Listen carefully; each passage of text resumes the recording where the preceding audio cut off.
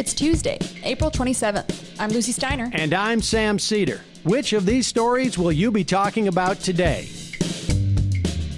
The United States announced it will share up to 60 million doses of the AstraZeneca coronavirus vaccine, but big pharma leaders still oppose opening up the patents so every country can make what it needs. Meanwhile, the CEO of the vaccine production company that screwed up 15 million doses of the Johnson & Johnson vaccine sold off $10 million in stock before the mistake was announced. And lastly, the new census numbers are in. And as we feared, Republicans are going to pick up a few key House seats. You are listening to Majority FM's AM Quickie, and these are the stories you need to know.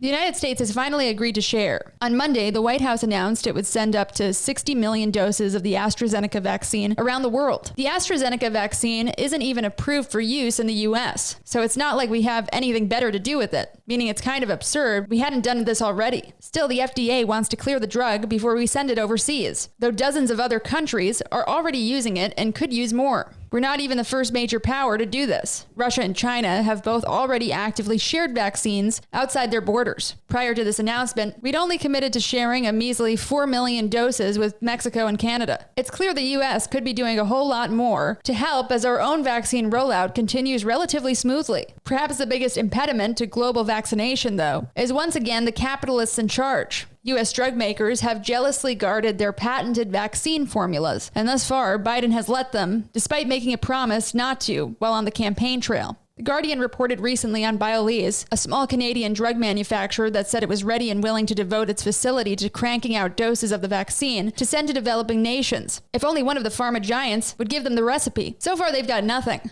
BioLease head of production, Claude Mercure, said, quote, "I don't understand pharma's stance on this. Everyone needs to make money, sure, but this is a very serious situation and there's no reason to be this harsh," unquote. The bigwigs in charge know this, but as we know by now, money comes first.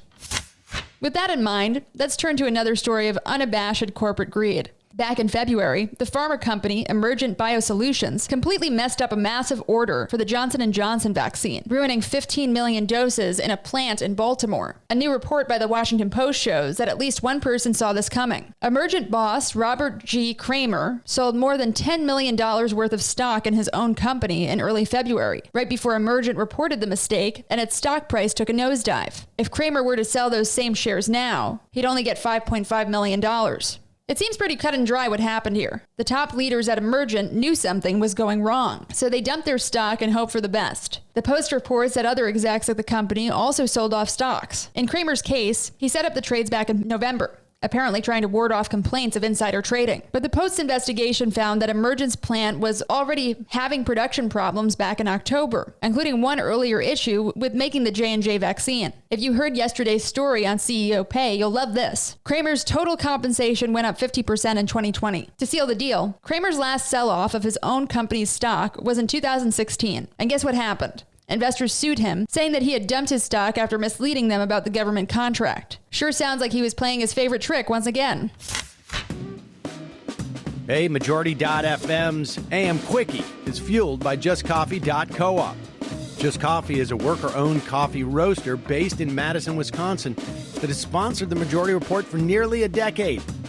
Check out their collection of fair trade roasts, including our own Majority Report blend. And regardless of what you order, receive 10% off of your order when you use the code MAJORITY at checkout. All shipping, of course, is free. That's coupon code MAJORITY at justcoffee.coop.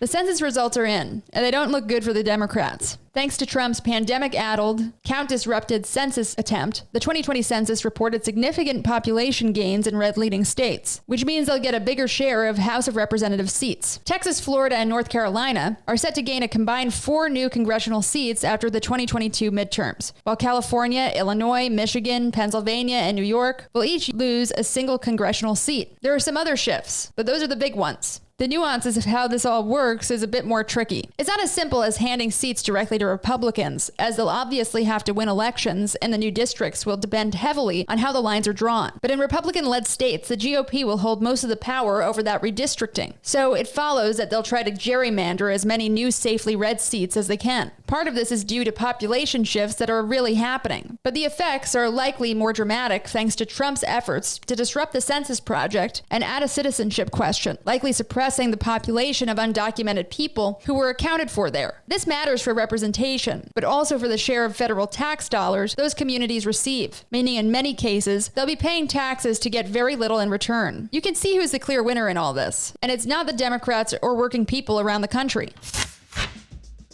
And now, for some quicker quickies. Quicker Quickie. The population of the United States grew at the slowest rate since the 1930s, a new census showed, fueled by both declining birth rates and stagnant immigration. You can pin some of that blame on Trump, but not all. The Supreme Court announced on Monday that it will hear arguments in a new major gun control case, challenging a New York law on carrying guns outside of the home. The NRA has blocked the challenge, which it clearly hopes will set a dangerous precedent, further eroding any attempts at gun reform across the country. A Republican-led drive to remove California Governor Gavin Newsom from office got enough signatures to qualify for the ballot, state officials reported Monday. The LA Times reports that Newsom could see a statewide vote of confidence before the end of the year. And finally, the Department of Homeland Security announced that it will undergo an internal review aimed at rooting out extremists and white supremacists inside its own ranks. The key word in that sentence is internal. We'll see what they find, but don't hold your breath for change. Quicker Quickie.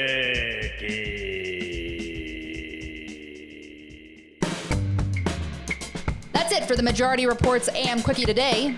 Sam and Emma will be with you shortly.